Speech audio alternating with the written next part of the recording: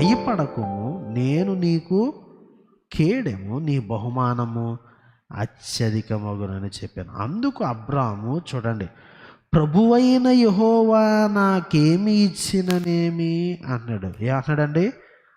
ప్రభువైన యెహోవా, అదోనాయ్ అని అన్నారు. అదోనాయ్ అంటే మాస్టర్, ప్రభువు, నా అధిపతి, నా నాయకుడు అని. అంటే ప్రభువైన యెహోవా, ప్రభువు అంటే ఏంటంటే ఆయన యొక్క ఏమంటే అధికారము, అంతకంటే ఆయన ఓనర్షిప్. ప్రభువే నా ప్రభువు, నా మాస్టర్ అంటే ఏంటంటే ఆయన నా ఓనర్ గారు. ఓనర్ గారి యొక్క నేను ఈ లోకంలో ఉన్న ప్రజలు, ఈ లోకము, ఇవన్నీ కూడా ఆయన ఓనరు. వాటికి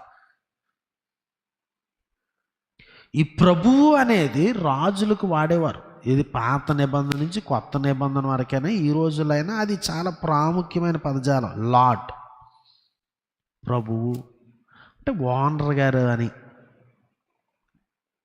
సాధారణంగా మనకి అర్థమయ్యేది. ఓనర్ గారి యొక్క అధికారం. సో కాబట్టి ఈ ఈ ఈ రాజుల్ని, చక్రవర్తుల్ని, గవర్నర్స్ని ఎవరినైనా లార్డ్ అని పిలిచేవారు. అంటే పూర్వకాలం మనకు కూడా దొరగారు అని అనేవారు. దొరగారు అంటే మన కమాండెంట్ గారు, కమాండెంట్ దొరవారు అనేవారు. దొర అంటే ఏంటి అంటే లార్డ్ అని మన భాషలో. దొరలంటే తెల్ల దొరలనే కాదు, ఏంటంటే అదొక ఓనర్షిప్. నీ కంట్రోల్లో నేనున్నాను.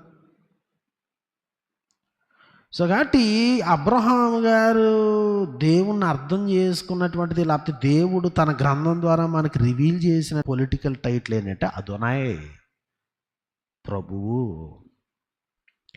ఆయన మన ఓనర్ గారు. ఆయన ఎక్కడ ఏం చేయాలనుకుంటున్నాడో అట్లా చేస్తాడు.